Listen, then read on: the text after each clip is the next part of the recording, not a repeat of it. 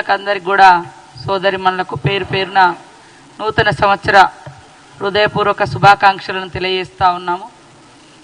అధికారం పోయిందనేటువంటి అక్కస్తోటి అసహనంతో కూడినటువంటి దుష్ప్రచారానికి ఈ బీఆర్ఎస్ పార్టీ ఒడిగట్టిందని చెప్పడానికి మాకు ఎలాంటి సందేహం లేదు.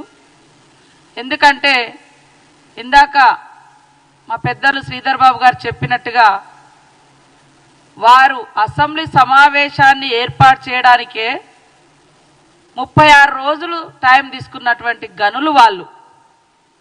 కానీ గడీల పాలన కాదు, గల్లీ బిడ్డల పాలన కావాలని, గల్లీ బిడ్డలకు అందుబాటులో ఉండే పాలన కావాలని కాంగ్రెస్ పార్టీ ప్రజాపాలన ఏర్పాటు చేస్తే తట్టుకోలేక, ప్రజల నుంచి వచ్చేటువంటి స్పందన చూసి ఓర్వలేక ఇలాంటి దుష్ప్రచారాలకు ఒడిగట్టడం కరెక్ట్ కాదు.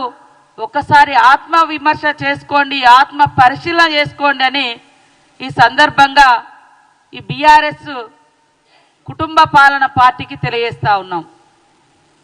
ఈరోజు అధికారంలోకి వచ్చిన వెనువెంటనే ఇచ్చినటువంటి హామీలలో మీరు కేవలం అసెంబ్లీ సమావేశము, ఎమ్మెల్యేల ప్రమాణ స్వీకారాలకే నెలలు టైం తీసుకున్నారు. మీ ఇష్టం అనుకున్నారు.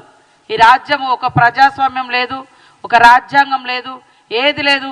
ఈ రాష్ట్రం మా ఎస్టేటు, మేముండే ఇల్లు మా గడీలు, మేము చెప్పినట్టుగా మీరు వినాలి అనేటువంటి దబాయింపు పాలన నుంచి ప్రజల దగ్గరికి పాలన పోయిన తర్వాత ప్రజలందరూ సంతోషంగా ఉన్నారు, కాంగ్రెస్ పార్టీ మీద విశ్వాసంతో ఉన్నారు, నమ్మకంతో ఉన్నారు, ఇచ్చిన ప్రతి హామీ అమలు చేస్తారన్నటువంటి విశ్వాసము, ఆ యొక్క ధైర్యము ప్రజలలో ఉంది.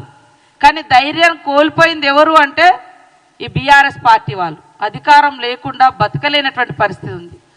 అహంకారము, అధికారము, పెత్తనము ఇవన్నీ కలగలిసినటువంటి నాయకత్వం, ఫ్యూడల్ నాయకత్వం వాళ్ళ యొక్క టీఆర్ఎస్ పార్టీ నాయకత్వం. ప్రజల నుంచి వచ్చేటువంటి స్పందన చూస్తే తట్టుకోలేకనే ఈరోజు దుష్ప్రచారం అనేటువంటి ఒక దారిని ఎంచుకొని మేము మంత్రులుగా ప్రమాణ స్వీకారం చేసింది 2వ తారీఖు నాడు, 9వ తారీఖు నాడు ప్రమాణ స్వీకారం చేసింది 7వ తారీఖు నాడు. 9వ తారీఖు నుంచి మేము ఇచ్చిన ఒక్కొక్క హామీని అమలు చేస్తూ మిగతా హామీల కోసం దరఖాస్తులు తీసుకోవడం కోసం ప్రజాపాలన పెట్టడం జరిగింది. అంటే మేము 7వ తారీఖు నాడు ప్రమాణ స్వీకారం చేస్తే 9వ తారీఖు నాడే ఇంకెప్పుడు అమలు చేస్తారు అని మాట్లాడారు. 5 సంవత్సరాల క్రితము మరి ఏకకాలంలో రుణమాఫీ అని చెప్పి కనీసం ఎంత ఘోరంగా రైతులను ఇబ్బంది పెట్టిరో మర్చిపోయారా నేను అడుగుతున్నా. 10 సంవత్సరాల క్రితం మొట్టమొదటి హామీగా దళితుడే ముఖ్యమంత్రి అని చెప్పారు. 10 ఏళ్ళైనా కూడా మరి మీరు దానికి పూనుకోకుండా 3వసారి కూడా మీరే ముఖ్యమంత్రి కావాలని చేసినటువంటి ఈ మోసం ప్రజలు మర్చిపోలేకనే అన్ని వర్గాల పార్టీ కాంగ్రెస్ పార్టీ అని కాంగ్రెస్ పార్టీకి అవకాశం ఇచ్చారు. 10 ఏళ్ళు దోచుకున్న దోపిడి దొంగలు మీరు అని ప్రజలు గ్రహించే, మీరు 420 అని ప్రజలకు తెలుసు కాబట్టే 2004 నుంచి 14 వరకు ప్రజా సంక్షేమాన్ని గుర్తుపెట్టుకున్న ప్రజలు తెలంగాణ ఇచ్చినటువంటి కాంగ్రెస్ పార్టీకి అవకాశం ఇచ్చారు. ఎందుకు తట్టుకోలేకపోతున్నారని మేము అడుగుతున్నాం. ఇవాళ